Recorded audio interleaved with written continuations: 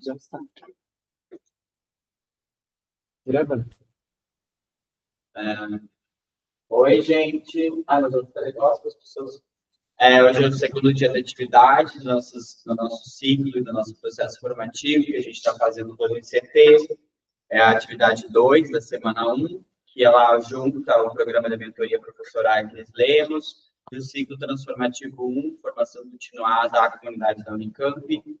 A nossa ideia hoje é discutir direitos e políticas públicas para pessoas trans no Brasil, histórias, conquistas e desafios, mais ou menos isso. A gente tem hoje como pessoas convidadas Elis Rosa, que é a doutora em Antropologia Social, pelo PPH da Unicamp. Ela também é representante da OAB Subseção de Atuba. Ela também é coordenadora das Transpsicologias. Ela gentilmente disponibilizou o tempo dela para conversar com a gente hoje, trazendo as experiências dela de pesquisa sobre direitos de nomeação, direitos de pessoas trans. E eu vou falar também um pouco com vocês. Eu sou Soloar Borges de Souza, eu faço doutorado em psicologia não, em ciências sociais aqui na Unicamp e coordeno transpsicologias junto com a Elias, eu faço parte do PAGU, no Estudos de Gênero também, da coordenação do LCT e atualmente eu também integro a Comissão Assessora de Gênero e Sexualidade da Diretoria Executiva de Direitos Humanos da Unicamp, por onde a gente está tocando alguns projetos e ações também do ano de 2026, pensando no ano 1 das cotas trans, né? Como é que a gente pensou o espaço hoje, gente?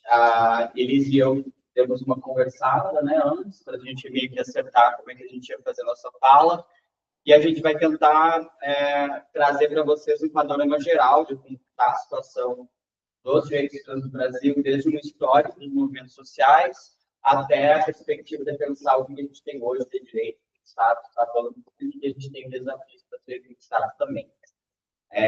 Eu vou começar, então, com a apresentar antes também. Você já me apresentou. Então, obrigado, de nada, Solon. Não, deixa. Eu me apresento. Eu sou Elis Rosa, sou antropóloga.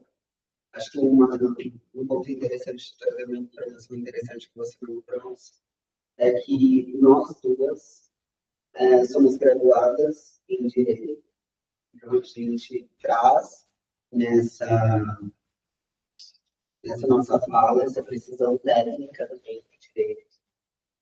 E, enfim, mestrado, pesquisei em processos de tenta entender assim, o nome, o papel central na vida de uma pessoa trans, a partir de uma perspectiva antropológica e jurídica.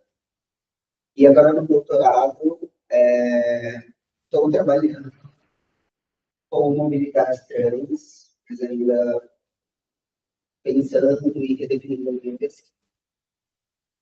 É isso, então. Paris, quer colocar para nós, então, a minha apresentação? Eu preparei, gente, algo mais lúdico, mais infográfico, imagético para a gente. Pode compartilhar com o pessoal, está compartilhando online, tudo online. Então, eu estou chamando a minha fala de direitos trans no Brasil, direitos e políticas públicas no Brasil, história, conquistas e desafios.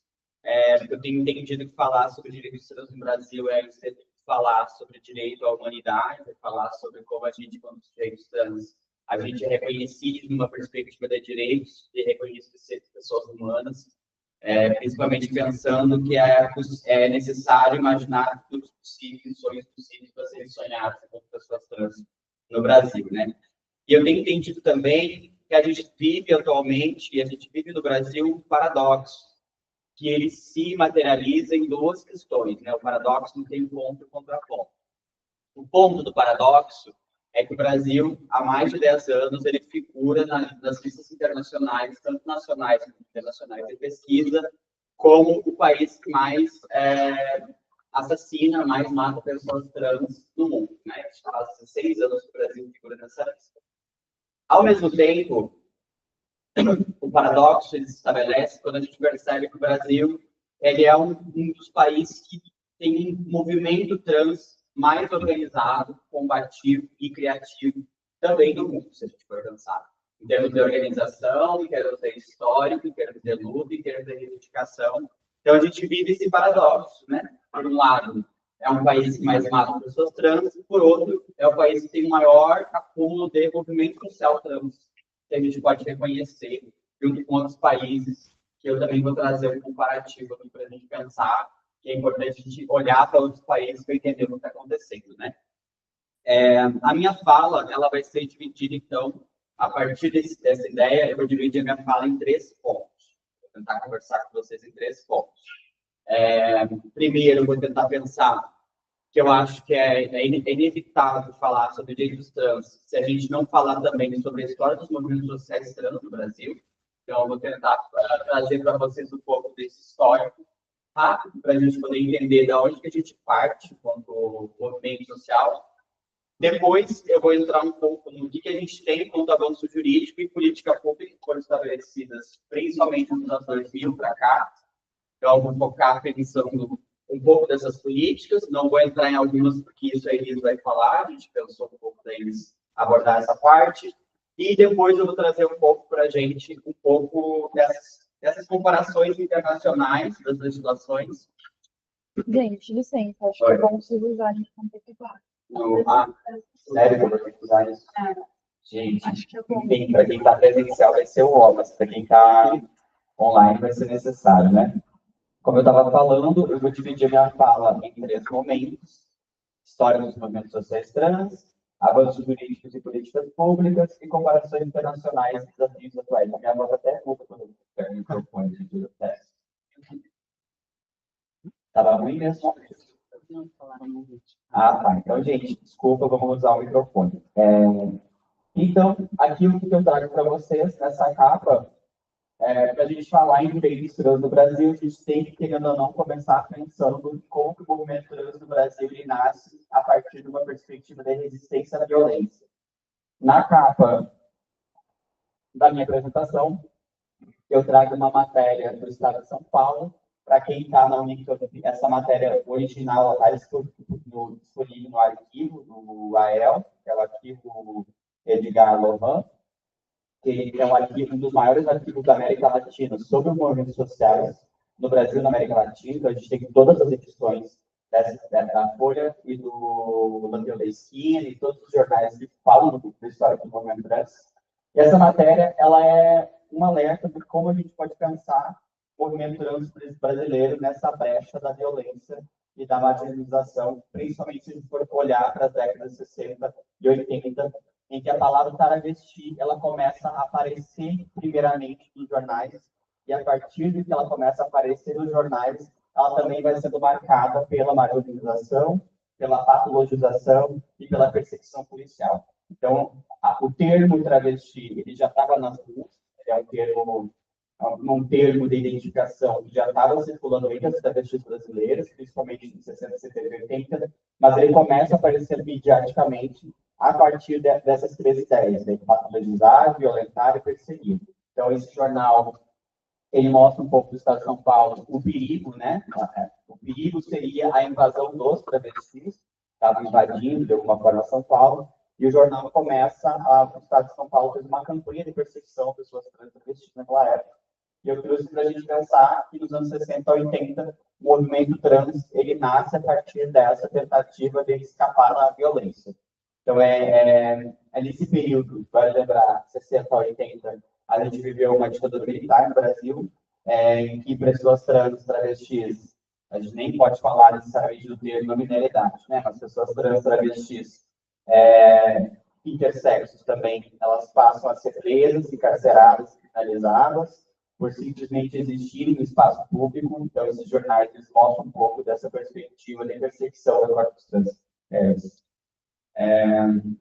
Mas, ao mesmo tempo, é interessante pensar por que falar sobre direitos trans, né? Porque nesse período também que uma ponta de resistência começa a surgir das pessoas trans, travestis, tentando resistir a esse aparato militarizador e policial. E você já deve ter ouvido falar travesti com navalha na boca, travesti com navalha no pescoço. São termos que surgiram justamente como uma forma de defesa das pessoas trans, travestis da rua, dos aparatos policiais, né? E eu acho interessante a gente pensar por que falar sobre direitos trans partindo desse ponto dos anos 60, 70, 80, né? Pode passar para mim. Aí, né, como eu estou trazendo outras manchetes, e nesses anos 60 e 80 a gente tem esse paradoxo também, né? Marginalização e resistência. Ali é um jornal do estado de Pernambuco, que a matéria é São Paulo declara guerra aos travestis, né? Então, são cenas de violência, que a gente vai pensar que esses corpos estavam o tempo inteiro perseguidos, e é no período da ditadura militar, dos 60, 70, depois nos 80, quando ele avança a epidemia da HIV/AIDS, e a gente começa a ter um primeiro embrião de organização do movimento trans no Brasil, que as pessoas trans começam a se organizar coletivamente, exigindo o direito à vida e o direito a respeito à saúde e à vida. Né? Então, nesse período da violência, no período da epidemia do HIV, que as pessoas trans começam a reivindicar o direito de também existir com vida e respeito. Né? E nesse período também, que a gente vai ter uma das pessoas ícones do movimento trans no Brasil, que é a Brenda Lee, que em 1984 ela vai criar a Casa de Apoio Brenda Lee, que foi o primeiro espaço no Brasil que ele foi dedicado para o acolhimento de pessoas trans, travestis, principalmente soropositivas, que conviviam com o HIV. A criação da Casa Brenda Lee, tem até um documentário recente que saiu, que está disponível no YouTube, eu acho. A criação da Casa Brenda Lee foi um marco para se pensar em como criar políticas de acolhimento de pessoas trans para pessoas trans, mesmo inexistindo política pública. Vamos pensar que a gente está num período pré-Constituição Federal de 1978, e a noção de política pública como um direito básico do cidadão brasileiro, digamos assim, só começa em 88 com a Constituição Federal. Então, a gente tem a Casa Brenda Lee como um primeiro espaço de acolhimento de pessoas travestis para pessoas travestis. E a Casa Brenda Lee, ela inspira muitas outras casas do Brasil afora. E aí eu comento com vocês, por exemplo, da Casa Verônica, que é uma casa de acolhimento que eu atuei em Santa Maria, na cidade que eu sou, no Rio Grande do Sul. E a Casa Verônica, a Casa Mãe Loira, na verdade, que se chamava. A Mãe Loira foi assassinada em 2019. A Casa da Mãe Loira, ela também era um espaço de acolhimento de pessoas trans travestis que vinham do interior do Rio Grande do Sul, viviam da prostituição, que eram algumas pessoas foram positivas, e que encontravam na casa muito espaço de saída do interior, né, da família, e iam para Santa Maria, para a Casa da Mãe Loira, para viver uma situação melhor de vida. Então, a Casa Brenda Lee foi esse primeiro marco, mas também inspirou várias outras casas no Brasil afora, depois do Rio de Janeiro, e que vai ser reconhecido também como um marco de um ativismo informal do movimento trans, a Fundação da Casa, pela perspectiva do acolhimento entre pessoas trans, né? E é interessante pensar que foi no cuidado, pode dizer que é no cuidado de travestis com travestis que emerge o movimento trans do Brasil. Isso é tudo bonito de pensar, né? É muito falado também. Próximo. E aí, passando dos anos 80, vou tentar passar rápido pelo histórico, só para a gente ter uma noção de como as coisas acontecem, para focar um pouco do que eu quero falar depois, né? Nos anos 80, nos anos 80 e nos anos 90, a gente vai ter Giovanna Baby. Você deve ter visto que Giovanna Baby está novamente nas mídias, contrariando perseguições que ela tem recebido. A Giovanna Baby, nos 90, vai institucionalizar uma prática política de ativismo trans a partir da primeira associação que foi criada, em 1992, que é a Astral, que é a Associação das Travestis e Liberados. Foi a primeira ONG de travestis transexuais do país, no Rio de Janeiro, e quem fundou foi a Giovanna Baby, com outras 4 travestis. E é um marco também para o movimento trans. Foi o primeiro espaço institucional para a construção de política pós-1988, da Constituição Federal, o primeiro espaço de construção de política com a ONG, que foi a Giovanna Baby, né? Então, em 92 surge a Astral, e também em 92, nos 90, começam a ser realizados os primeiros encontros nacionais de travestis transexuais, que é o Inflights. Então, a gente começa a ter os primeiros momentos de pessoas trans se organizam e se encontram não somente no eixo do São Paulo, mas pessoas trans de todo o Brasil, e aí a gente pode mencionar como o movimento trans de Pernambuco ele teve muito presente nesse momento. Quando a gente lembra que teve a Operação Tarântula no São Paulo, teve operações semelhantes em Pernambuco também, de perseguição e extermínio de pessoas trans travestis.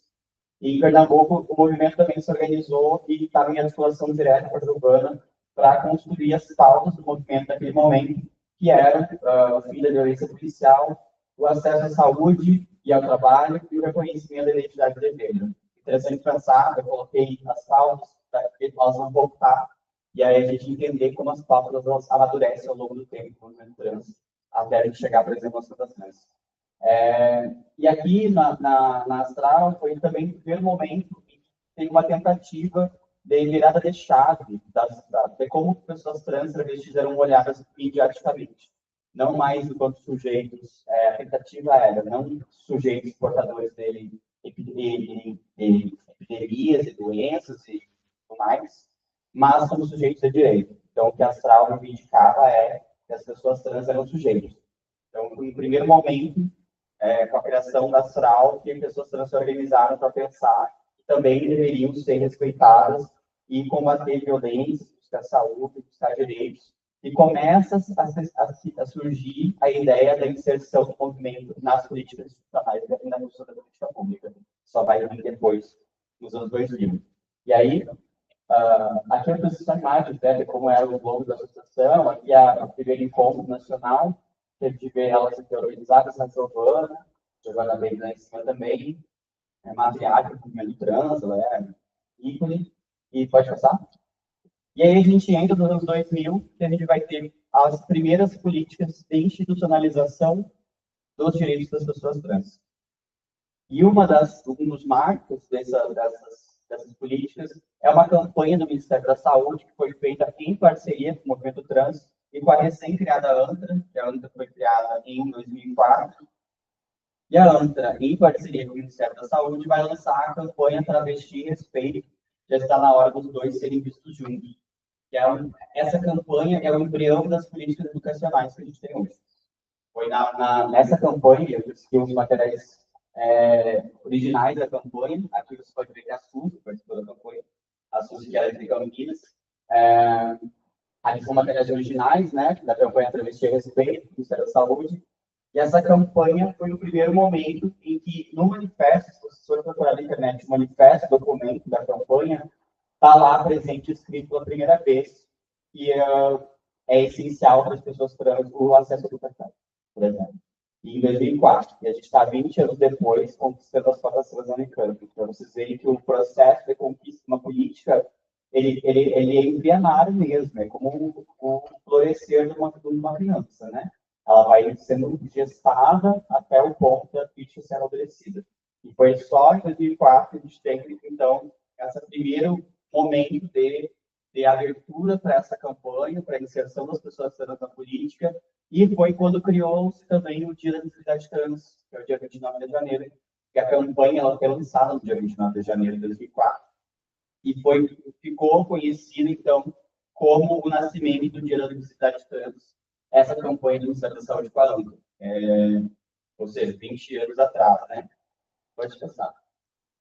E depois, a gente vai começar a ter um processo avançado de institucionalização da política. Que a gente pode pensar são as políticas públicas de institucionalização, do Roville para nós, né? Que elas perduram entre 2008 e 2013, e a gente vai ter um grande avanço na conquista de algumas políticas.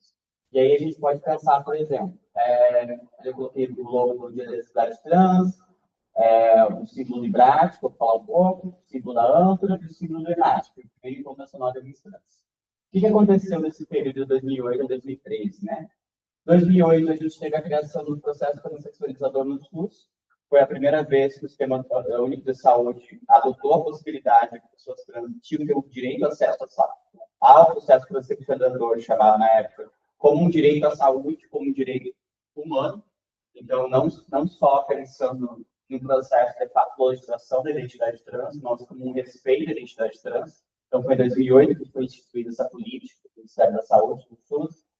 O que mais que a gente teve nessa década? Em 2012, a gente teve a criação do IBRAT, Instituto Brasileiro de Transmasculinidades, que é quando o movimento transmasculino começa a reivindicar maior visibilidade também dentro do movimento trans, que até então não só era falado sobre mulheres trans, travestis, e as transmasculinidades estavam invisíveis nesse processo. Então, o IBRAT é fundado em 2012. E junto do IBRAT é fundada também a Associação Brasileira de Homens Trans, que é a ABET, né? Eu chamo de ABET, mas as pessoas chamam de outros nomes, e começa a institucionalização de uma luta do transmasculino no Brasil.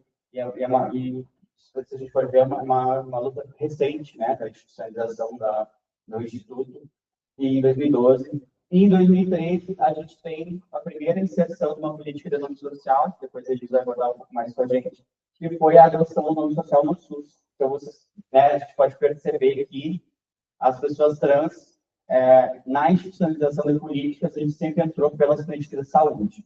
Seja em 97, se mencionar, mas em 1997, foi quando o Conselho Federal de Medicina possibilitou que fosse feita cirurgia de mudança de sexo, que era bom na época, né? Então, foi um marco também nas políticas de saúde.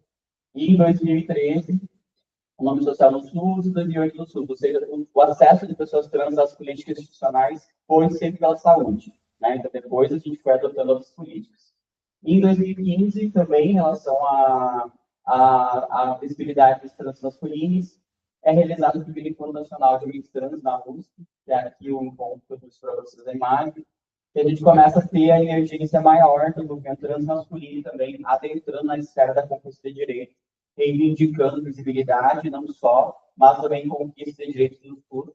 E aí a gente vai ver depois a linha do tempo que eu vou mostrar para vocês, como isso acabou mudando as próprias portarias do SUS em relação aos processos de modificação corporal, que foram incluídos os transmasculinos a partir de outras normativas, né? Pode passar. E aí a gente entra na década que é atual, né?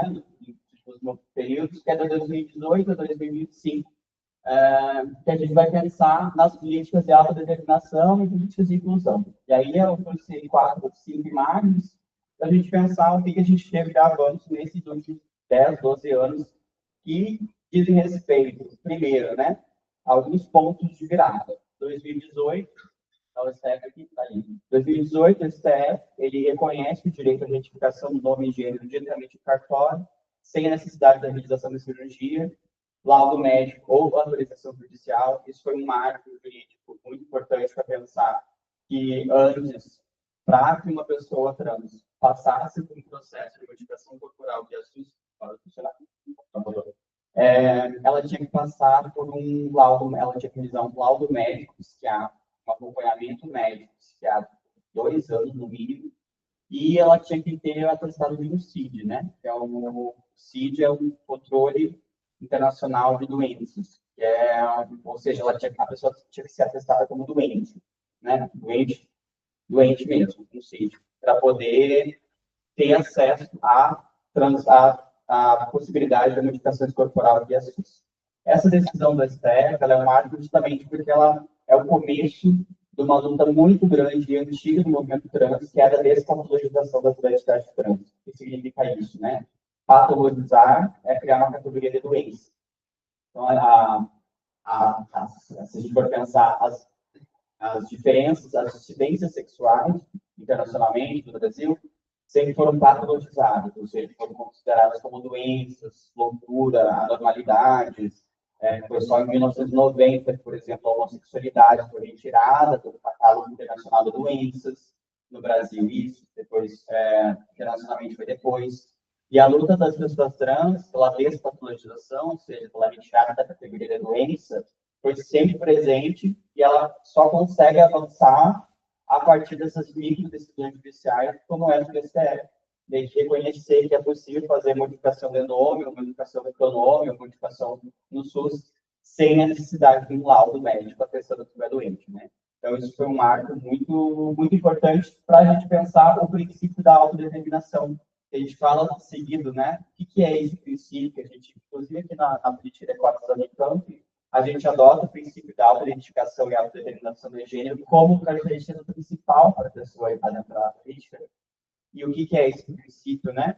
ele vai ser adotado pelo STF a partir de uma decisão da Corte Interamericana de Direitos Humanos, que é a corte que reúne vários países da América Latina para criar decisões e acordos jurídicos. E a Corte Interamericana de Direitos Humanos adotou e criou esse princípio como sendo um princípio legítimo para reconhecer que as pessoas têm autodeterminação dos seus corpos. Isso foi uma mudança muito importante que o Brasil adotou logo depois que a decisão saiu, porque isso deu autonomia maior para as pessoas trans e abriu mais ainda o caminho para a despopularização das nossas identidades, pensando que a gente tem, como a gente conversou ontem, de tarde, a gente tem a capacidade de dizer quem somos sem alguém dizer se somos ou não trans de verdade ou de mentira, né? Então, esse princípio da autodeterminação, ele vem da corte, o Brasil adota e ele passa a reger todo o sistema jurídico do Brasil, seja no estudo ou na educação. E é importante a gente pensar sobre esse histórico, porque ele é feito à base de muita luta, né? A Elis depois vai trazer um pouco do caso da Neon, acho, né, Elis? Não? Assim, enfim. Agora vai trazer, agora que eu mencionei. Porque ele é fruto de luta de muitas pessoas trans, inclusive reivindicando a morte, caso o sujeito não seja reconhecido, né? Então, quis trazer para nós, para a gente pensar como esse histórico é construído e que nossos direitos não caem do céu, né? Eles têm uma luta histórica, um trajeto histórico. Em 2019, também pelo STF, eu estou enfatizando o STF, porque isso é importante pensar, depois eu vou falar do quê. Todas essas decisões que a gente está falando são decisões do STF, são decisões do Conselho Nacional de Medicina, decisões do Conselho Federal de alguma coisa, do CNJ, Conselho Nacional de Justiça, e até então não falei nenhuma lei para vocês, né? A gente está falando de decisões judiciais, da STF, de algum órgão, né? E até para chegar lá, mas é para chegar lá. E em 2019, a gente tem o STF também, aqui, né, aqui nessa imagem, o STF decide a LGBTfobia agora é crime, o STF equiparou a LGBT transfobia ao crime de racismo, que foi um avanço para pensar as políticas de criminalização, a discriminação contra identidades de gênero, né?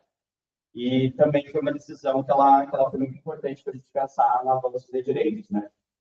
E eu vou só mencionar rapidinho também algumas decisões recentes que a gente teve, que é, por exemplo, que a gente vai falar depois, sobre a Lei Maria da Penha, que agora ela vai ser aplicada para pessoas trans, né? E que também rompe um pouco com aquele marco de pensar como a cisnormatividade ela opera criando códigos possíveis de serem protegidos ou não, né? No caso da decisão da STF, reconhecer que pessoas trans, mulheres trans travestis também podem ser sujeitas de direito da Lei Maria da Penha, querendo ou não, uma ruptura com esse fato da continuidade, da permanência da violência contra corpos trans, considerando que não seriam corpos de mulheres ou femininos de verdade, né?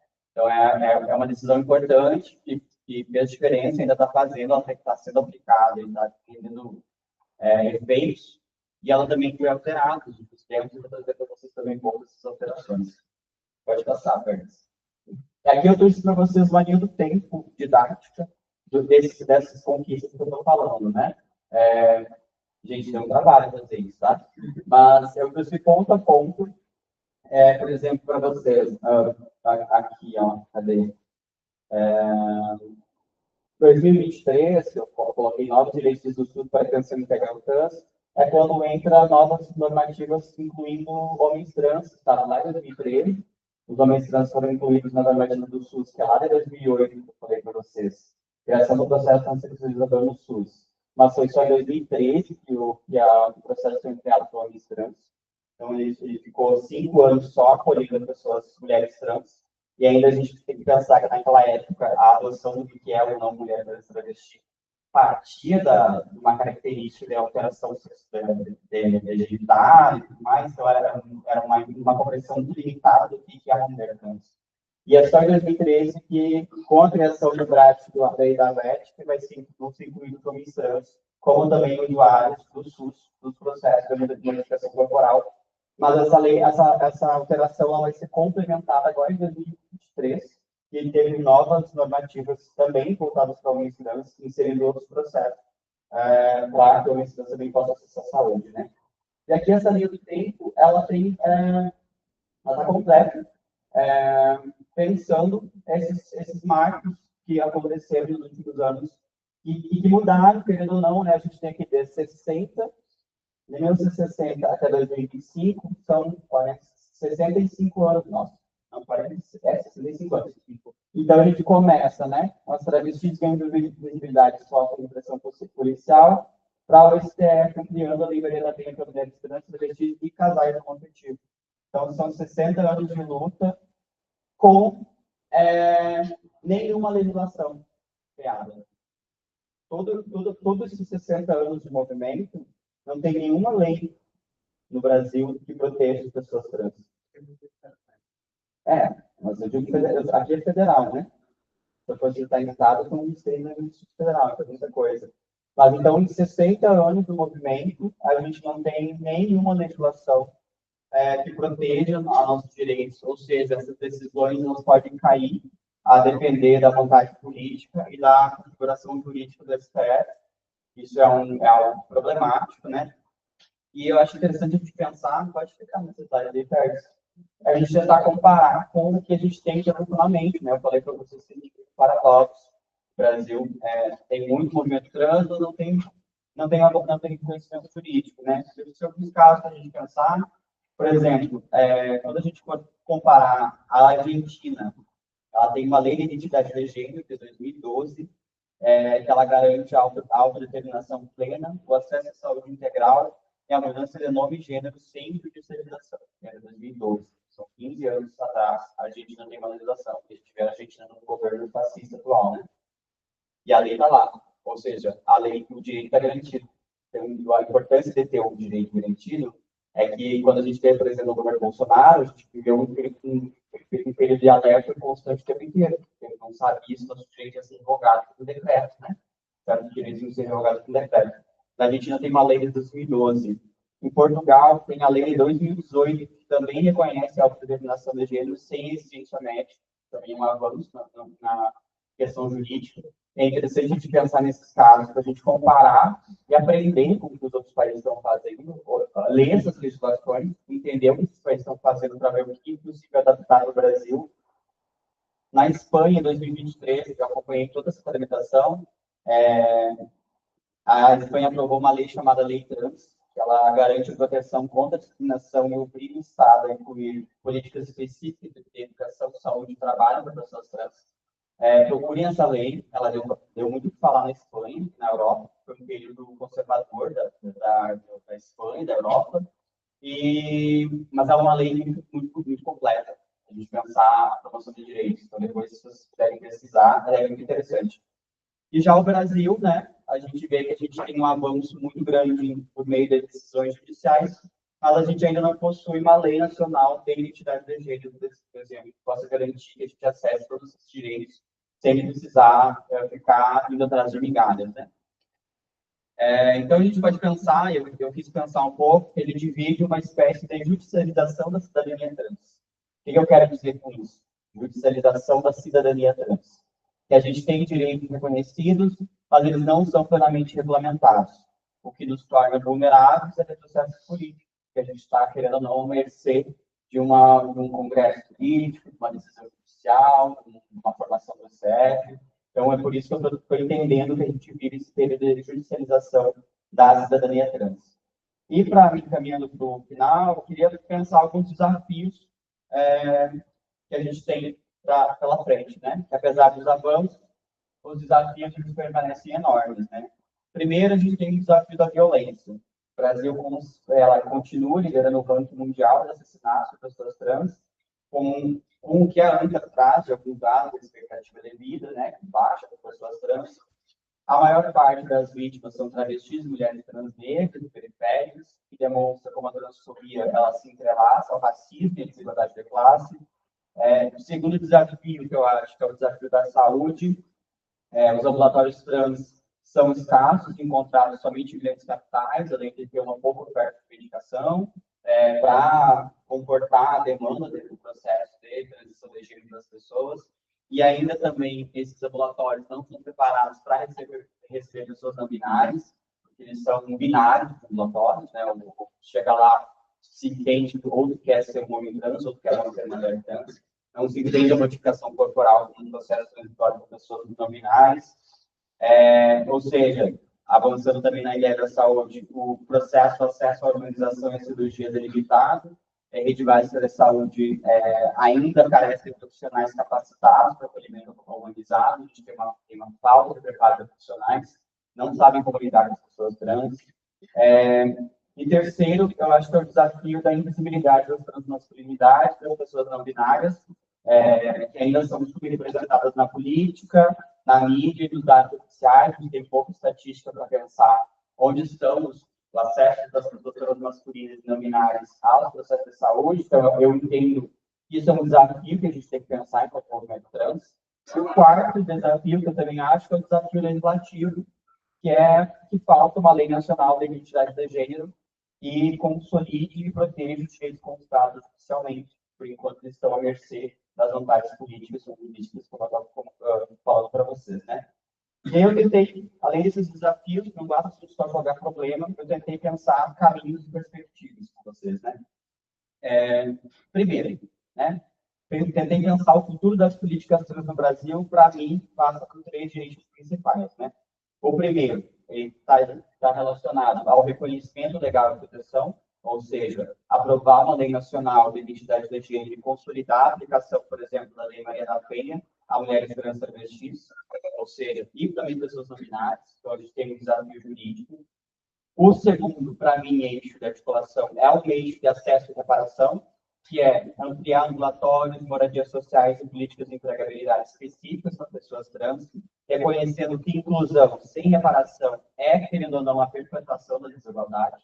Não adianta só incluir sem reparar, é uma inclusão falsa, né? Então, é uma falsa inclusão. O terceiro, para mim, que eu tenho pensado, é que a gente precisa olhar para o protagonismo e para a representação, ou seja, fortalecer o papel de pessoas trans e travestis nos espaços de decisão, que eu estou falando na política, nos espaços de cargos de decisão, na pesquisa e na arte, transformando as instituições de dentro por fora. Não adianta a gente reclamar e falar de fora e não está dentro. Então, a gente tem que estar dentro da institucionalidade para obrigar a escutar ela.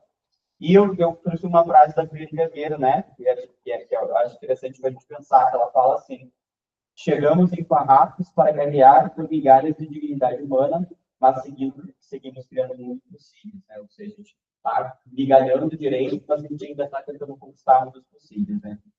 E para concluir, eu fico pensando que o percurso que eu tracei até aqui com vocês, ele não é só do ponto de vista jurídico, né? Eu estou falando do ponto de vista da existência de pessoas trans, ou seja, do ponto de vista existencial de dignidade. E a cada decreto, cada portaria e a cada decisão judicial que a gente vê surgindo, representa, querendo ou não, corpos vivos que insistiram em existir, ou seja, são corpos vivos de pessoas trans que estão insistindo em ficar vivas. E a história dos direitos trans do Brasil, a gente tem que olhar para ela pensando que ela é feita com dor, mas ela também é feita com inventividade, com solidariedade, com criatividade, com união, com coletividade. Senão a gente fica somente olhando para como as dores nos atravessam e a gente não pensa em inventivo e criativo, como também pode se fortalecer, né? E eu trago também uma frase da Keila Simpson, que é a presidenta da ANA, que ela fala, que eu gosto muito dessa frase: não há democracia verdadeira enquanto nossas vidas se continuarem sendo exceções. Por isso que eu acho que o desafio agora não é apenas garantir os direitos, mas é garantir vidas, pessoas trans, vidas vivíveis, vidas não horríveis. Porque o direito, eu estou pensando, que o direito de ser em si com dignidade, liberdade e respeito, é o fundamento, creio ou não, de qualquer pessoa, de qualquer democracia possível, e a gente não faz democracia sem corpos trans. E é isso que eu tenho pensado e que eu preparei para trazer para vocês.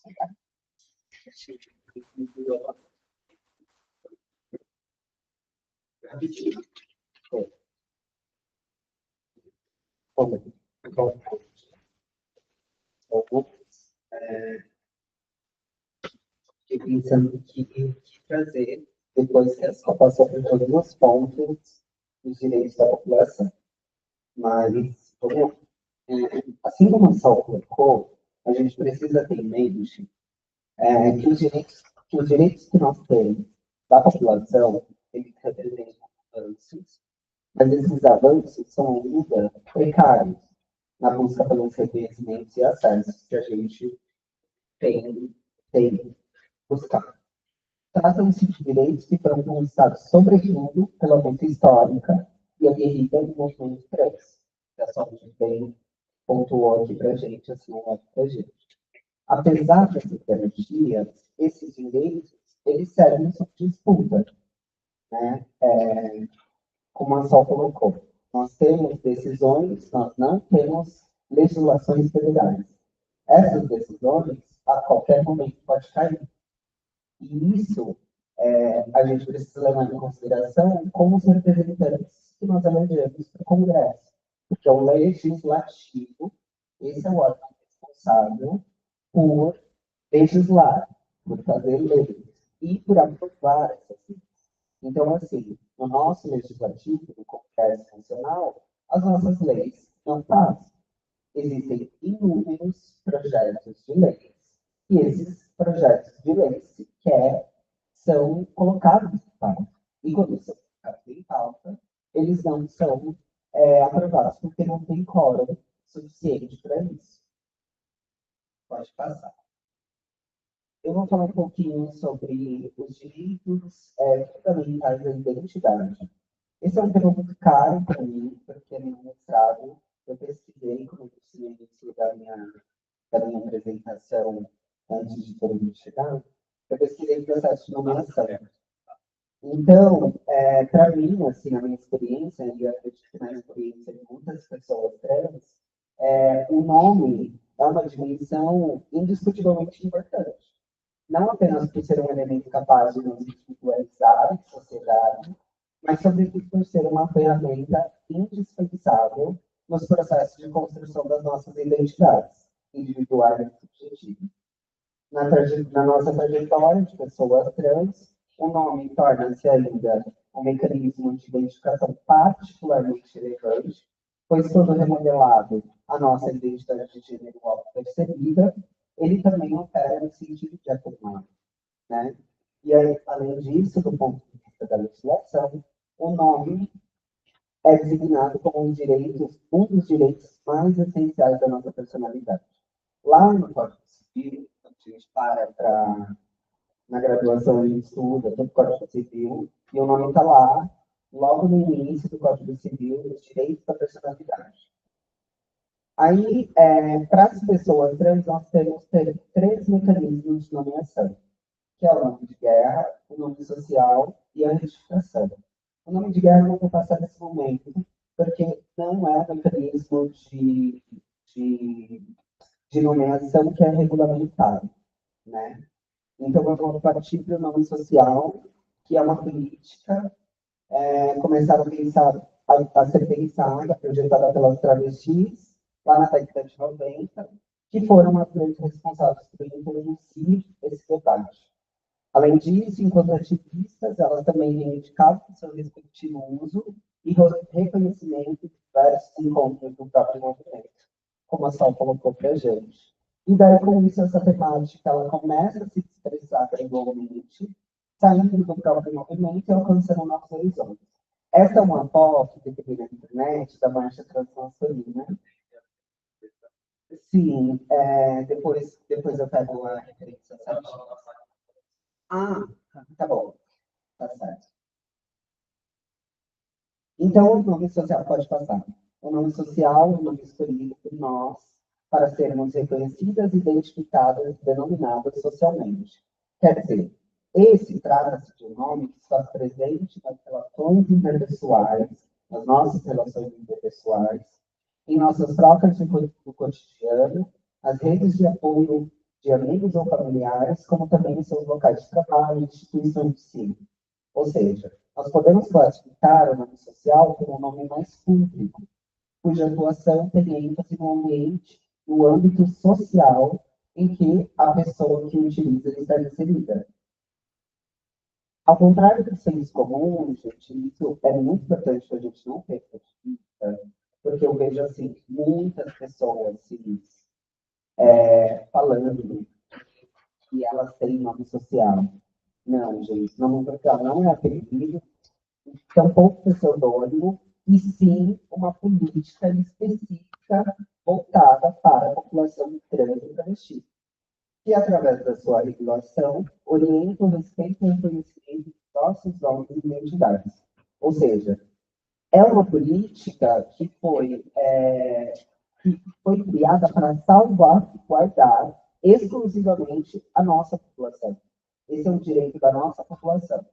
Aí eu trago uma foto da Amanda Ruga, que, enfim, é uma travesti, professora de literatura e ativista brasileira, e doutora em engenharia literária pela Universidade Estadual de Campinas. Provavelmente vocês já conhecem, ela é super famosa, contribuiu imensamente para que a gente continuasse caminhando com as políticas dentro da Unicamp, ela é uma das primeiras, né, pioneiras.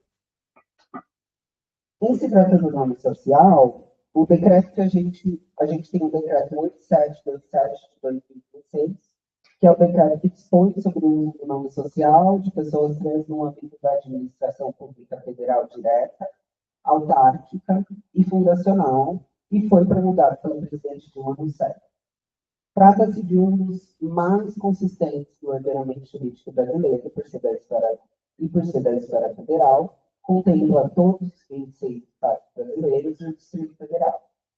Na prática, através desta regulamentação, pessoas trans passaram a ter o direito de requerer a inclusão do seu nome social nos documentos oficiais, como RG, CPF, título de eleitor, carteira de trabalho e outros, mediante solicitação própria e diretamente dos respectivos órgãos. Amiga, você vai passando aí não sabe. Nome social e regulamentação. Esse entendimento que eu acabei de trazer, essa norma que eu acabei de trazer, ela viabilizou também a criação de inúmeras outras resoluções e portarias de outras instituições e órgãos públicos, como, por exemplo, o MEC, o TSE, o TRF e a Ordem dos Advogados do Brasil. A SOL já falou um pouquinho dessa portaria 1820 de 2009, do Ministério da Saúde, que assegura esse direito também aos usuários do SUS. Só que daí a gente entra em um ponto que me fez refletir muito na minha dissertação, na minha vida pesquisa, que é como a funcionalidade desse aparato legal. Na prática, as instituições ainda têm muitas dificuldades. Eu acredito que vocês têm conhecimento disso, porque, enfim, pessoas trans passam por esses percalços em operacionar ou implementar tal lei. Muitos servidores, né, alegam desconhecimento acerca dessa possibilidade, desrespeitam tal utilização, como também resistem ao fato de que nós somos legalmente autorizadas a utilizar o nosso nome social nessas dependências, né? E daí, enfim, na minha pesquisa, a partir dos meus interlocutores de pesquisa e também a partir da minha própria experiência com a utilização do nome social na universidade, enfim, em vários campos, nós entendemos que muitas dessas recusas estão fundamentadas em transfobia, né? Que é isso, assim, tipo, eu não aceito o seu nome, porque, em verdade, eu não aceito a sua identidade de gênero. E não é simplesmente eu não aceitar de um nome. Pode passar. Aqui eu trouxe algumas manchetes de matérias, assim, do nome social, de violação e tudo mais. Pode passar. E daí a gente entra na retificação administrativa. Em 1 de março de 2018, o Sol colocou, os ministros do STF decidiram, através do julgamento da ação direta de inconstitucionalidade 4275 de 2016, que pessoas trans podem realizar administrativamente, isso é, diretamente no cartório, a partir de autodeclaração, alteração do nome e gênero do registro civil. Eu trouxe a base legal para vocês, que é a DI 4275 do STF, que eu acabei de mencionar, o provimento 73 de 2018 do Conselho Nacional de Justiça e o provimento 152 de 2023 do CNJ. Né? Primeiro sai a ADI, é julgada essa ADI, da ADI sai uma norma da Corregedoria. A primeira norma que saiu da Corregedoria foi essa provimento 73 de 2018. Só que teve uma mudança, e daí, na verdade, agora, esse provimento caiu, e esse outro provimento, que é o provimento 152 de 2023, absorveu tudo o que tinha nessa norma do provimento 73 de 2018. Não teve muitas alterações assim, substantivas. Tá? E daí é importante dizer que essa possibilidade ela se aplica apenas para pessoas maiores de 18 anos.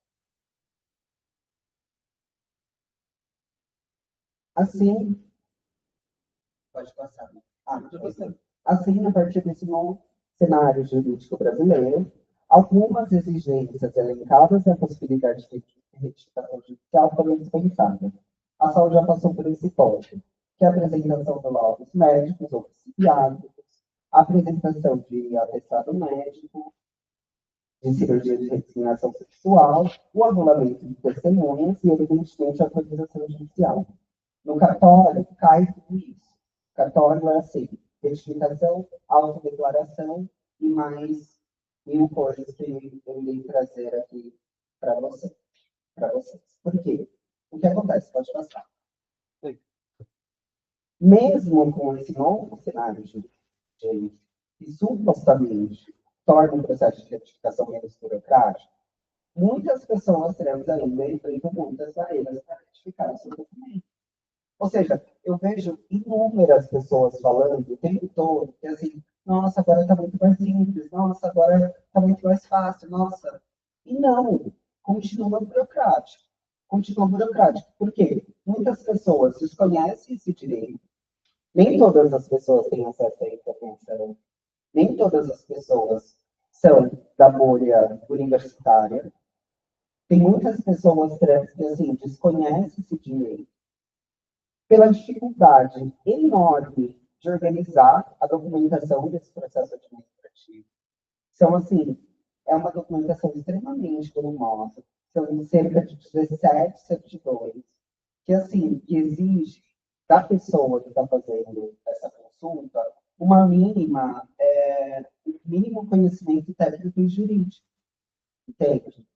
E pelos empecilhos em entrada de impostos pelos cartórios. Muitos cartórios colocam muitos empecilhos.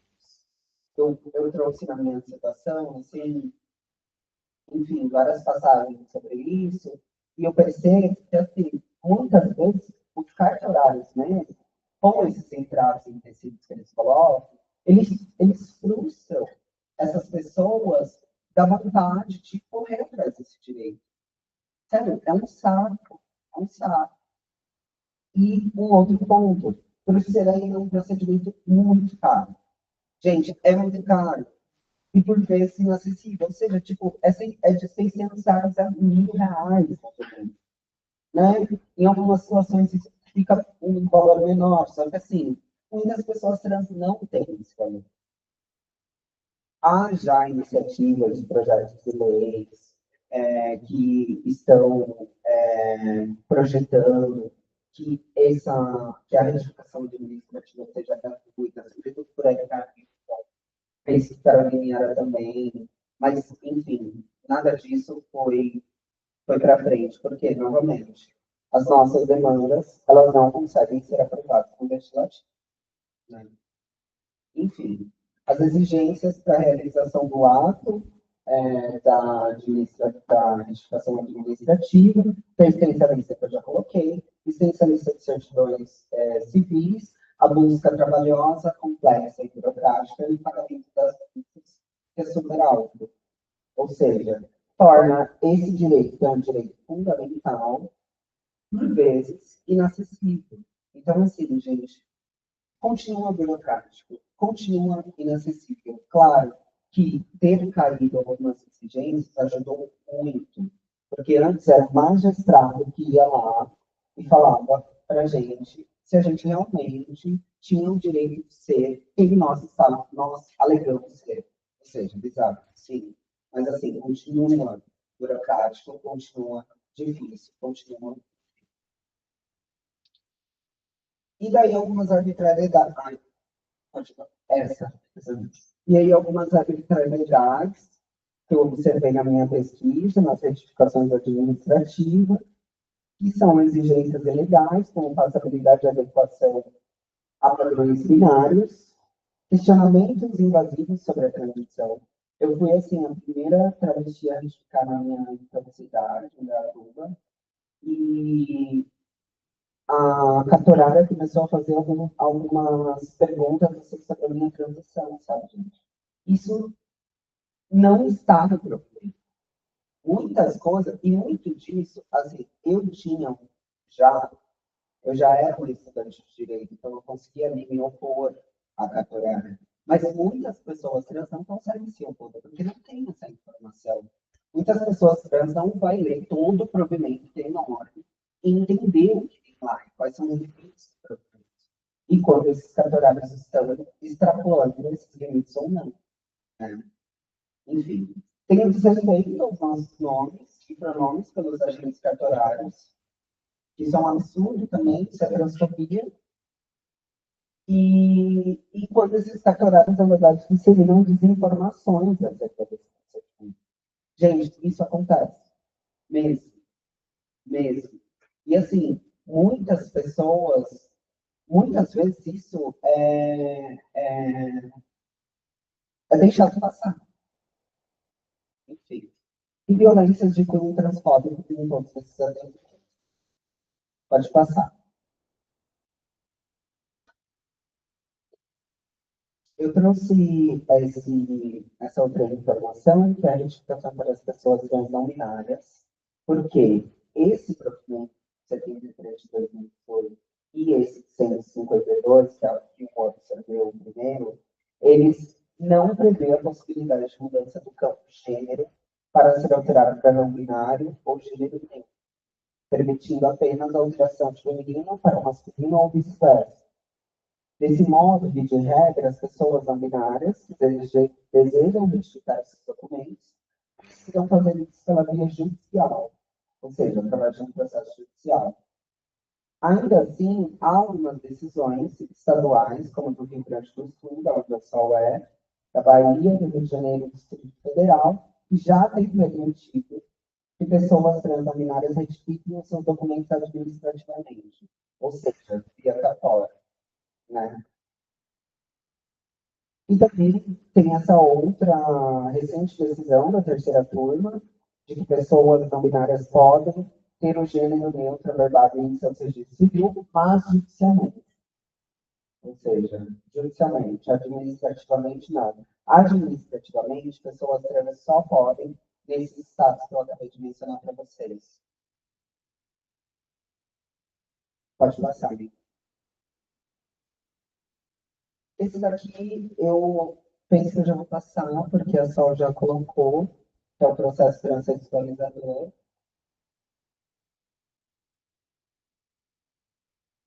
Pode passar.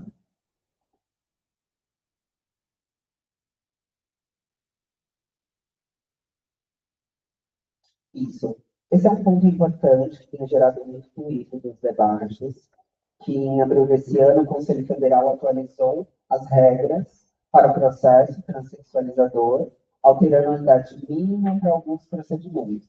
A terapia hormonal, antes permitida a partir dos 16 anos, agora pode ser iniciada aos 18 anos. As cirurgias de transgenitalização, de designação sexual, foram restritas para maiores de 21 anos e o uso de bloqueadores hormonais em menores de 18 anos foi proibido. Ou seja, isso é algo que foge dos interesses de pesquisa, eu não vou me ater a discutir isso, mas eu percebo que já tem pessoas falando sobre isso, já tem pessoas, antropólogas, inclusive, pesquisando sobre esse tema. Tá, gente? Eu acho.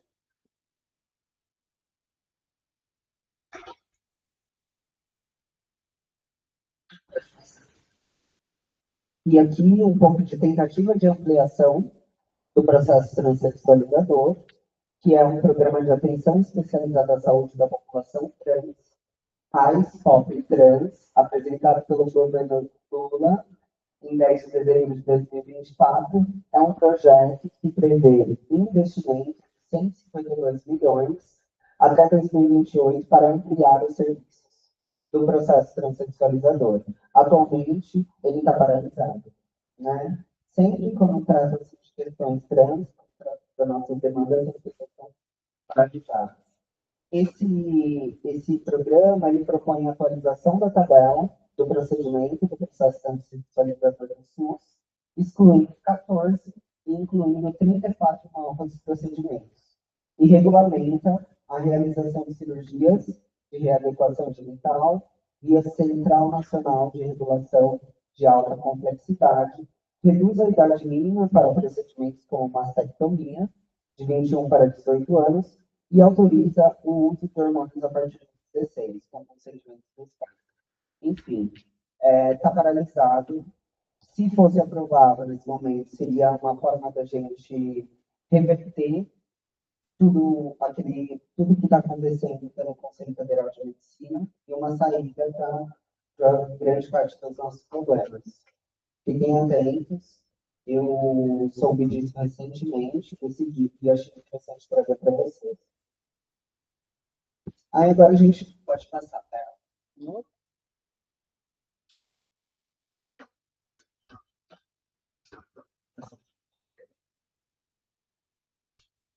Não, proteção e combate à discriminação. Isso.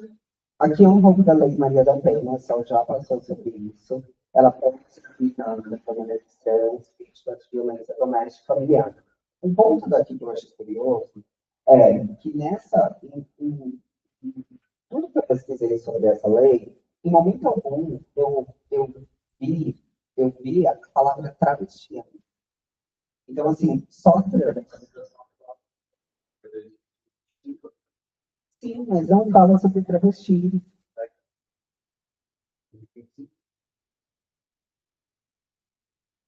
Nada. Ai, sim.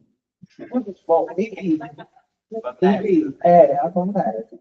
Então, enfim, era algo que eu tinha passado pelos meus olhos. Mas que bom. Enfim, a Sol já tinha falado sobre isso. Ela e Maria da Penha, sendo aplicada para mulheres trans e travestis. Eu quis trazer as decisões certinhas aqui para vocês, porque eu acho que isso é importante, que é a do STJ de 2022 e a do STF de 2025, com a ampliação, enfim. Pode passar. E trazer para vocês também que não houve a criação de novas leis, são decisões, como a Sol colocou, para estender a aplicação da Lei Maria da Penha para as mulheres trans e travestis. O que ocorreu foram importantes decisões da Justiça que interpretam a lei atual e confirmaram a aplicação para essa população. A ampliação da proteção foi o resultado de um avanço na jurisprudência, ou seja, no entendimento e interpretação dos tribunais superiores sobre a legislação existente. Essas decisões, elas orientam todo o sistema judiciário brasileiro a garantir a proteção da Lei Maria da Penha a mulheres trans e travestis. Uma observação, para esse direito ser garantido, não é necessária a realização de cirurgia de transgenitalização, e pelo que eu entendi falando com a Sol mais cedo, também não é necessário fazer a retificação. É só autodeclaração, autodeterminação de gênero. Um outro direito importante, que penso que todos vocês já têm conhecimento, que é a criminalização da transfobia. A transfobia no Brasil é criminalizada por meio de normas que equiparam ao crime de racismo, segundo a visão dos ministros do Supremo Tribunal Federal, de 2019 a 2023. Em 2023, o STF ampliou a tipificação, equiparando atos ofensivos contra a comunidade LGBT ao crime de injúria racial. Isso significa que a transfobia pode ser punida com base na lei do racismo, e no crime de injúria racial, que é um crime, acredito que todos vocês sabem, um crime inafiançável e imprescritível. Um outro direito, que é o combate à discriminação nas escolas. Novamente, os ministros do STF decidiram que escolas públicas e privadas têm a obrigação de combater a discriminação por gênero e orientação sexual, não só por orientação de gênero também. A decisão, tomada a partir de uma ação direta de inconstitucionalidade, ou seja, novamente, é impetrada uma ação direta de inconstitucionalidade, tem uma decisão a partir daí. Determina que as instituições de ensino devem enfrentar o bullying e todas as formas de discriminação, machista, transfóbicas, e atuar no sentido de erradicar todas as formas de discriminação. Eu achei bem interessante todas essas leis. Foi bem interessante voltar para isso. Fazer essa pesquisa, porque assim, estou na antropologia há mais ou menos 4 anos. E por mais que eu tenha pesquisado isso no mestrado, perde algumas coisas difíceis, sabe? Sistemas técnicos e tudo mais. Só para que dê esclarecimento, todo mundo sabe que é uma ação direta de inconstitucionalidade. No microfone.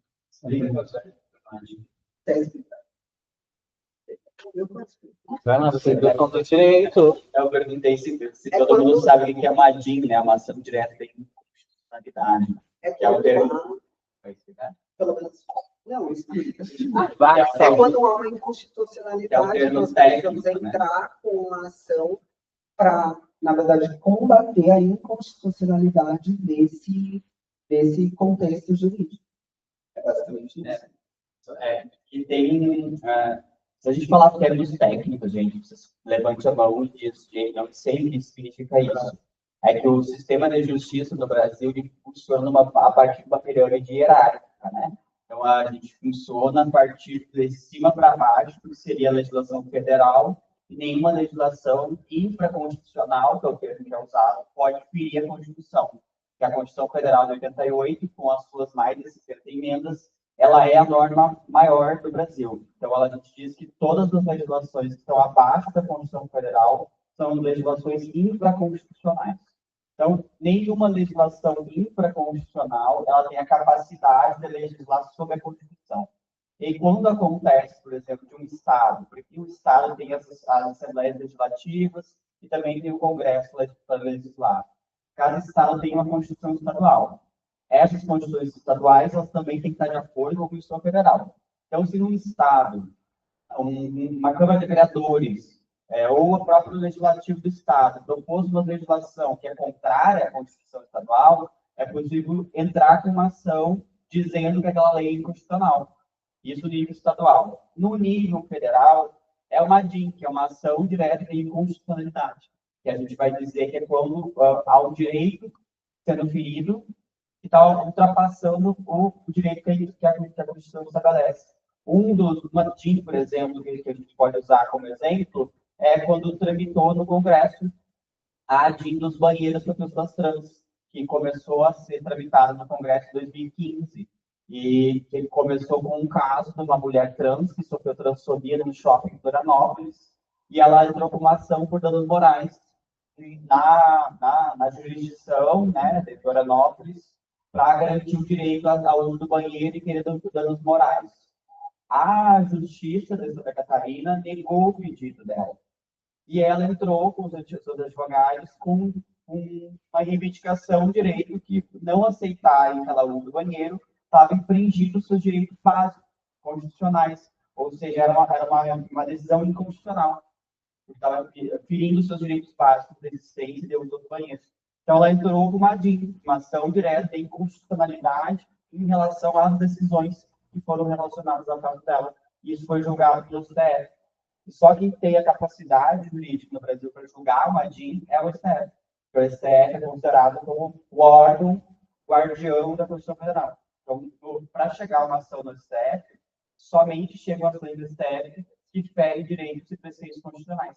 Não é toda ação que a gente vai fazer, que eu vou correr que vai chegar no STF porque eu sou danos morais na Unicamp, ai meu Deus, o STF me socorre.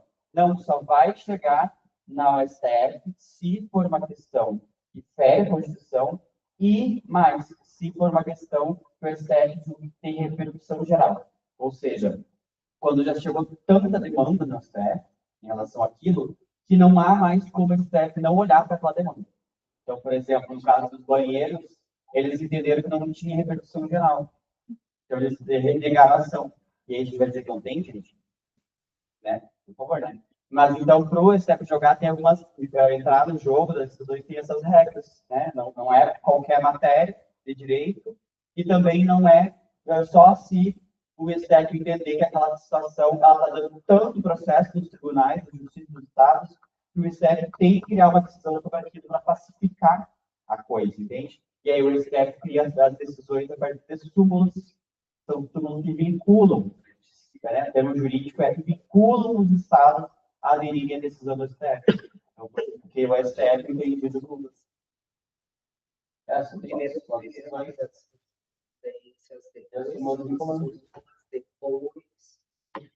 as decisões do STF. Antes de chegar ao microfone. Antes de chegar ao STF, tem essa matéria debatida Tem STJ. de inúmeras outras formas, como, por exemplo, através das súmulas e através de jurisprudências. Fazer o triângulozinho aqui, se eu lembrar, gente. A aula de direito primeiro semestre. Às vezes é assim, ó. É assim, é STF, e aqui tem o STJ, STF, barra CNJ, Nacional de Justiça, STJ, tribunais. Que são os TJs, Tribunais de Justiça, né? Tribunal de Justiça do Estado de Santa Catarina, Tribunal de Justiça do Estado do Paraná, Tribunal de Justiça do... E aqui os juízes de primeiro grau. Primeiro grau. Então, é mais ou menos essa é a pirâmide legislativa, como funciona a hierarquia, né? Que é de cima para baixo. Com a Constituição Federal como um marco maior da proteção da regulação dos direitos, né? É assim que funciona, mais ou menos, o sistema jurídico do Brasil, né? Gente, é aula do primeiro semestre. Puxar na cabeça. Então, é isso aí que a gente lembra. Vamos continuar. Os slides de pessoas trans no sistema prisional. Tá na tela. No Brasil, os direitos das pessoas trans no sistema são decisões judiciais, novamente, como a resolução 348 do Conselho Nacional de Justiça e orientações do STF. Tem uma etnografia fantástica, que eu trouxe até o livro aqui, que é da Vanessa Santos, inclusive ela vai estar na semana que vem aqui na UFOP, que retrata um pouco sobre os trânsitos de pessoas LGBTs nas prisões. É muito, muito interessante. Muito interessante. Ela traz de uma forma assim, muito completa, esmiuçada, tudo o que as pessoas trans passam no sistema prisional e retrata, sobretudo, essas alas específicas de pessoas trans, porque há alas específicas de pessoas trans, e ela traz nessa pesquisa. De acordo com as normativas, pessoas trans e travestis, pode passar, amigo, têm direitos garantidos no sistema prisional, como escolher entre princípios masculinos e femininos, ter um uso do nome social respeitado, ter acesso a tratamento médico, incluindo terapia hormonal, tudo isso de acordo com a autodeclaração de gênero. Ou seja, penso que não é exigido uma retificação dessas pessoas ter o documento retificado. Penso, gente, não consigo afirmar isso. Um outro direito que eu trouxe, o último, é o direito à aposentadoria de acordo com o gênero autopercebido. Pessoas trans têm direito a receber aposentadoria de acordo com o gênero no qual se identifica, o que pode resultar em aposentadoria pelas regras aplicáveis a homens ou mulheres, conforme sua autodeclaração. A base que eu entendi através das pesquisas que eu fiz, é a DI 42705 de 2002, aquela que ação direta de inconstitucionalidade que retrata a mudança de nome e gênero, o princípio da dignidade da pessoa humana e uma portaria do INSS que viabilizou o pronome social. Para isso, é fundamental que o nome e gênero na documentação oficial sejam retificados. Né? Isso é uma exigência. Se o INSS negar, é possível recorrer à justiça. Obrigada.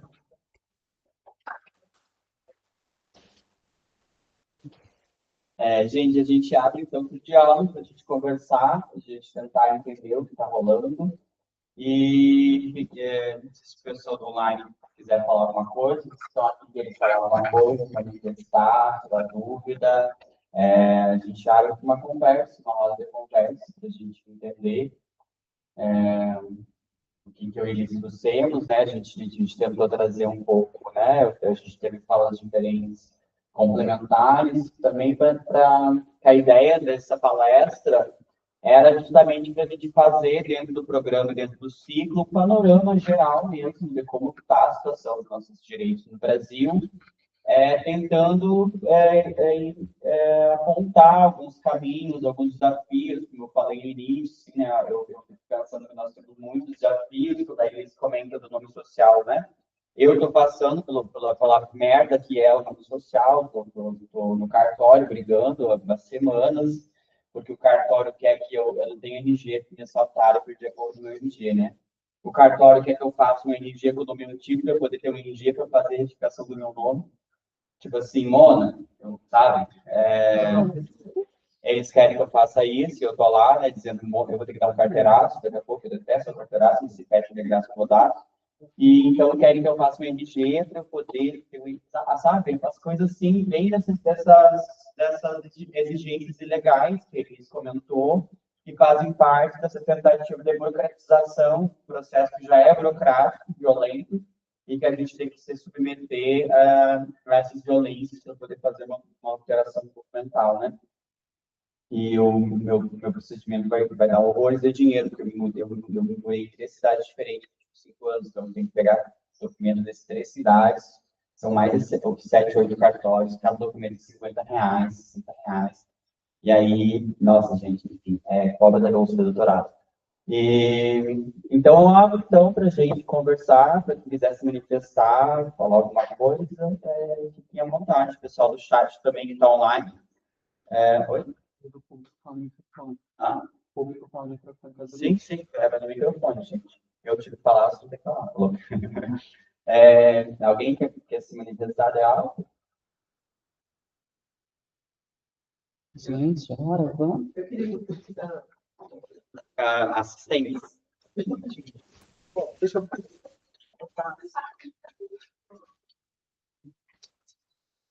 queria perguntar, porque é uma dúvida que eu tenho bastante, é sobre a questão do banheiro. Aí eu queria te contar, porque assim, eu já vi em algum lugar que tem, tipo, alguma proteção para as pessoas poderem usar o banheiro, o banheiro. Proteção do dinheiro. Usar o banheiro com quatro meninos que se identificam e tudo mais.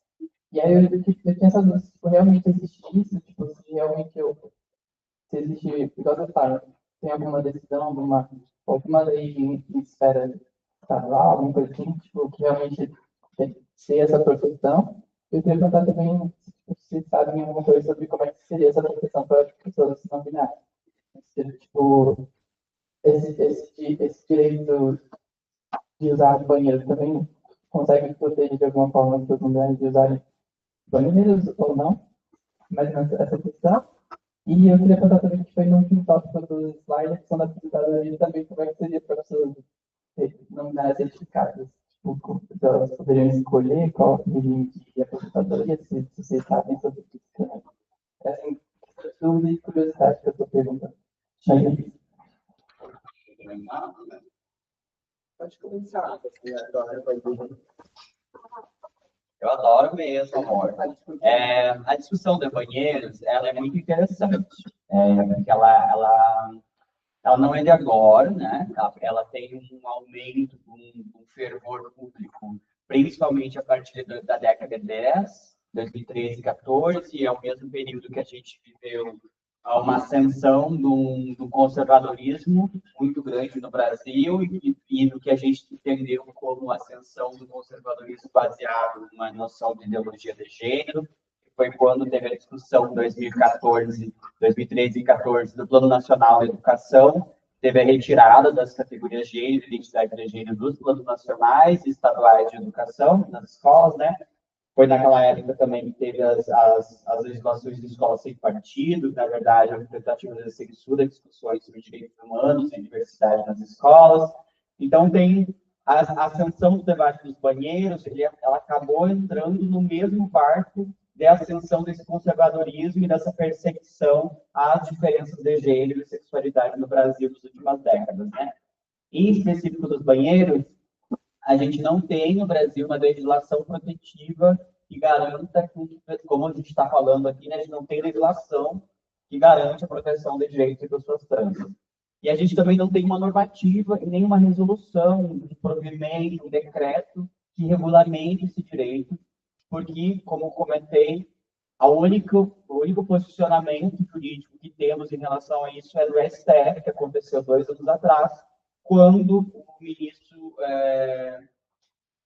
aquele que votou a favor do Bolsonaro, que eu esqueci o nome, o Fux, acho que foi o Fux, ele não reconheceu repercussão geral no caso da ADIM, da ação direta de inconstitucionalidade, que estava tramitando no STF, para que o STF se manifestasse pelo direito das pessoas a usarem banheiro a partir da identidade de gênero.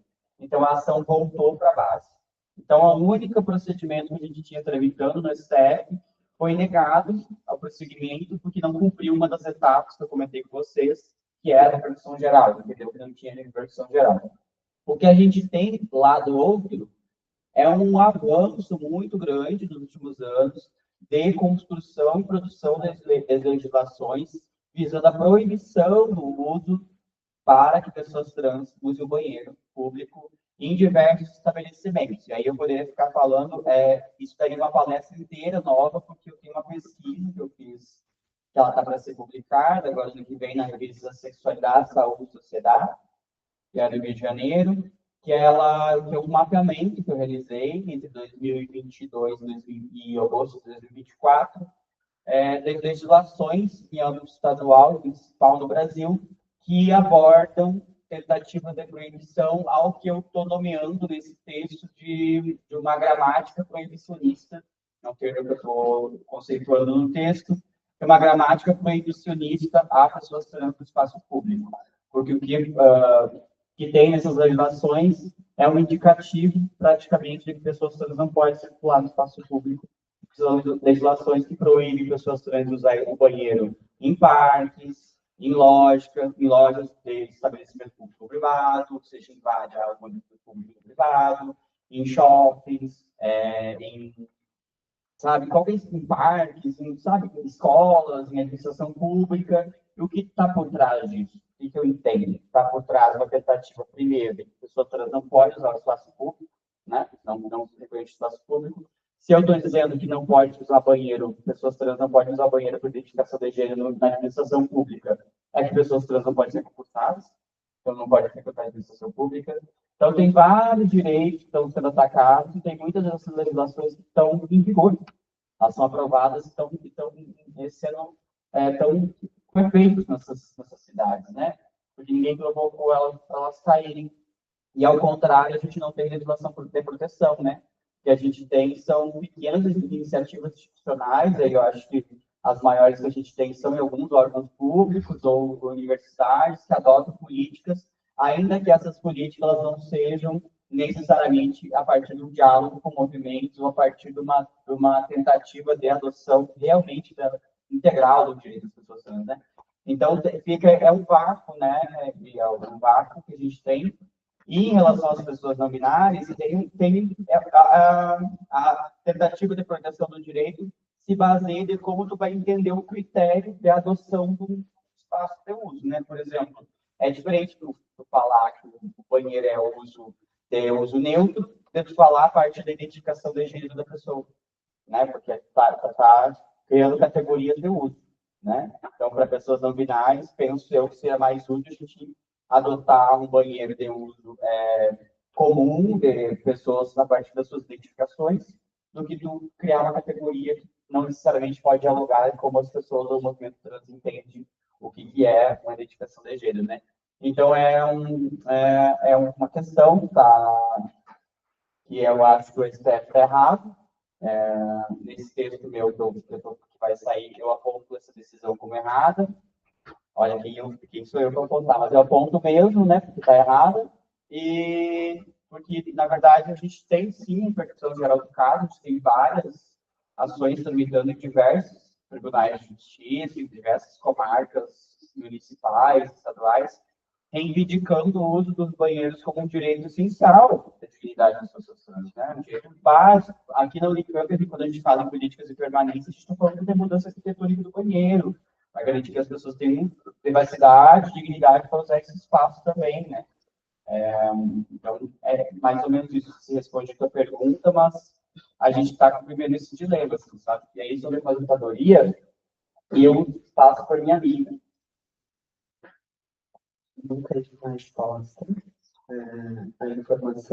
Essa informação que eu consegui é bem binária, ou masculino ou feminino. Não sei como fica a questão da não binariedade. Deixa eu ler a pergunta de Maria. Maria está perguntando: muito obrigada pela discussão e esse celular. É importante sabermos os direitos conquistados para garantir que suas manifestações, mas também elaborados enquanto funcionários, como tudo isso que foi arrancado no movimento trans pode ser feito nas demandas do dia a dia contra uma instituição ainda muito binária, possibilitando uma trajetória acadêmica que apoie os estudantes que estão aqui e vão chegar, né? Acho que esse é o desafio, né? Como tornar um mundo binário desbinarizado, né? É um desafio que a gente tem, falando aqui, né, enquanto o MCT, enquanto o Movimento Trans Unicamp, é um desafio que ele também parte de uma vontade institucional, né? A gente está falando de uma intencionalidade política e institucional de manter certas estruturas binárias ou não, entendendo que uma mudança é necessária, mas se não toma atitude, também é uma manifestação política. Não tomar atitude é uma atitude. Né? Não fazer é fazer alguma coisa. Então, não tomar uma atitude em relação aos banheiros é tomar uma atitude de manter o espaço público, né? Não tomar uma atitude em relação à criação de uma casa de estudante trans dentro do novo terreno trans, que vai do novo terreno trans, no terreno da Unicamp, é tomar a atitude de não ter um espaço de permanência e acolhimento de pessoas trans que estão vindo de outros lugares. Então, isso também é uma constitucionalidade, né? Eu acho que a gente parte desse lugar de que a inércia fala. A inércia não é um silêncio. O silêncio é uma resposta a uma inatividade, uma não vontade política e institucional de fazer algo. E aí, quando a gente fala de formação de profissionais, né,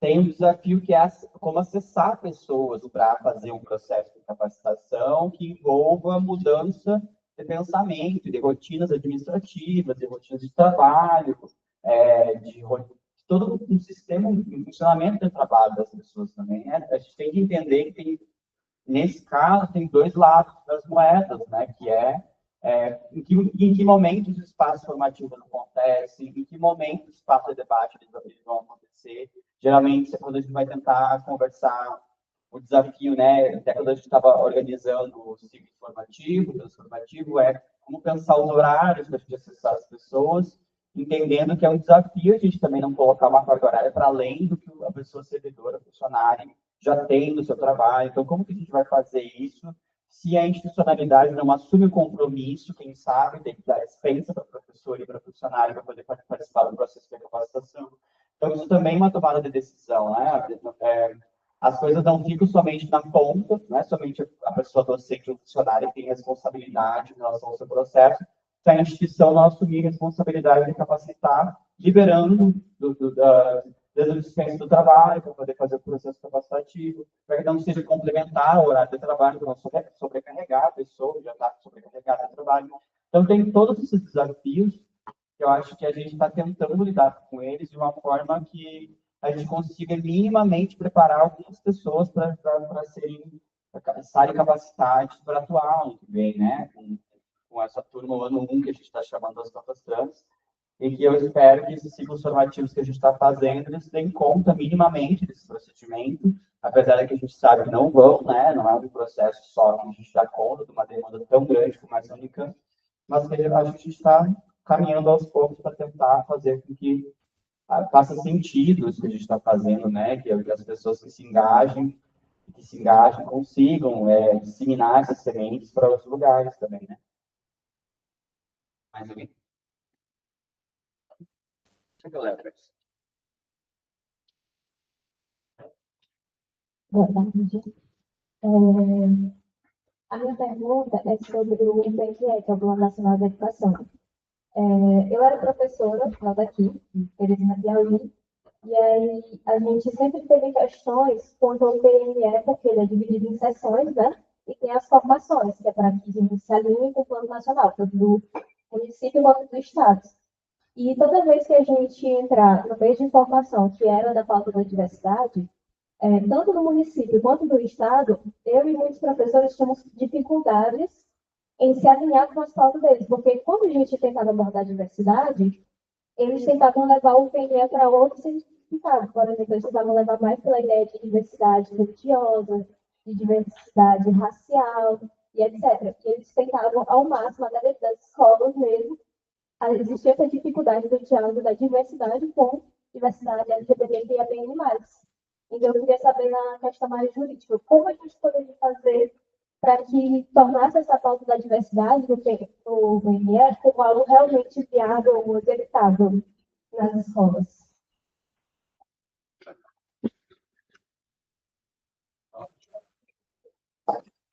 Eu acho que tem uma questão técnica, né? Primeiro, a gente tem uma questão técnica, que ela parte da ideia de que diversidade se subentende que é uma categoria ampla. E quando eu comentei com você sobre toda essa retirada que teve dos planos nacionais e estaduais das categorias gênero e identidade de gênero, foi justamente essa estratégia que foi criada.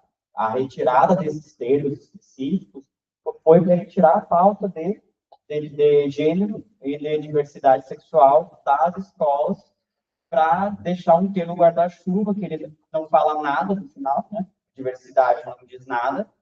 O que é isso? Nossa, a diversidade da floresta, a diversidade das estrelas, a velocidade das ondas do mar, sabe? A diversidade das cores dos botos, cor de rosa, cor marfim, sabe?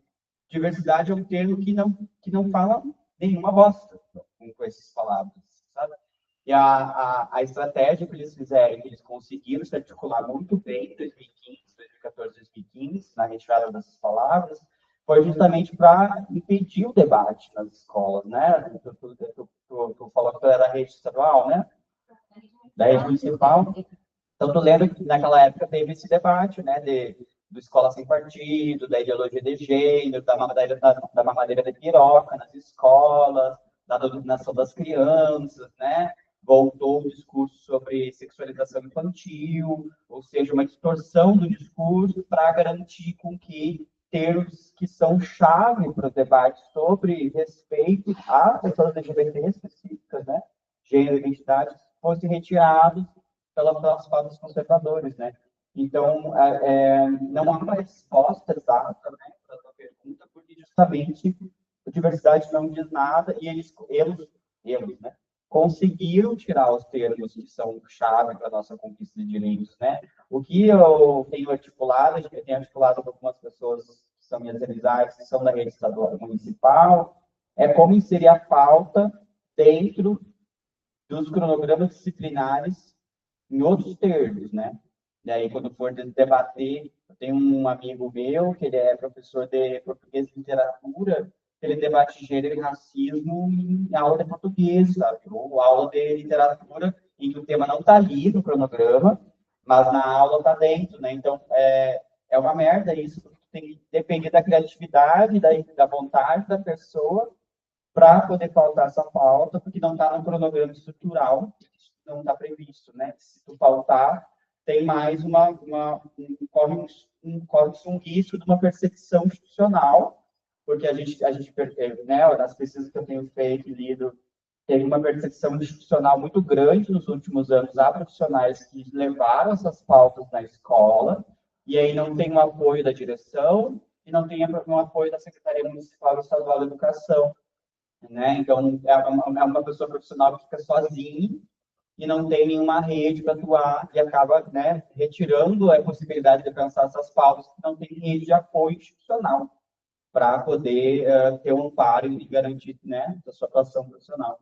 Então, o que a gente, né, deveria tentar, talvez, olhar para isso agora é a volta da discussão sobre isso, nos planos, né, a discussão dos planos de novo, aproveitar que a gente está num governo teoricamente um pouco mais progressista, teoricamente não, né, mais progressista, para tentar forçar que essas pautas voltem, né, mas tentar fazer um debate qualificado e talvez vá aqui a bolsa de colostomia escape, história, esse livro do cara da facada, a gente não volte a repetir o discurso da mamadeira da piroca, e toda essa propagação de falsa informação, de discurso de ódio, de fake news que aconteceu em 2015 e 2018, no período da eleição presidencial, né, que a gente teve uma propagação da desinformação muito grande em relação a o que é educação sexual, o que é diversidade sexual de gênero, de que educação sexual não significa sexualização infantil, não significa, ao contrário, significa proteção da infância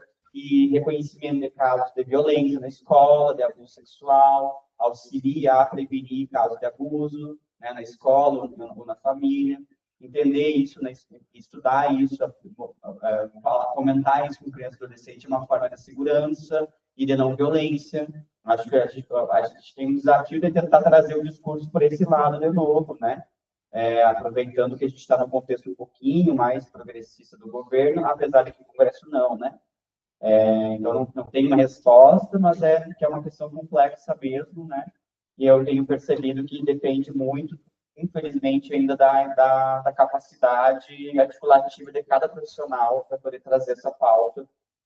Quem sabe falar que a diversidade dos bolsos também é de gênero, sabe? Ou seja, é uma criatividade inventiva que é cansativa, né?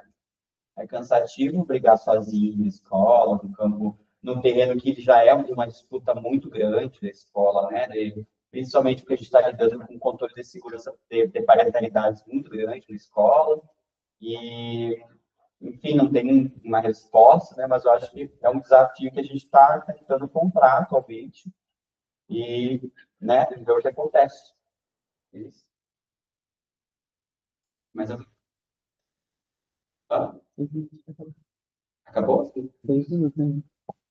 Bom, se ninguém tem mais, a gente pode fazer um lanche, conversar nos bastidores, tomar um café, tomar um suco e tirar uma foto coletiva. Agradeço para todo mundo que veio. Acho que a gente tentou conversar com vocês coisas que a gente já são necessárias, né, de abordar sobre questão de direitos.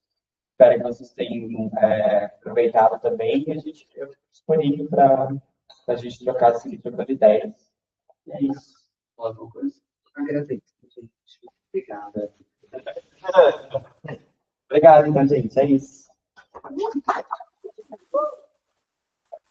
Tchau, online. Gente.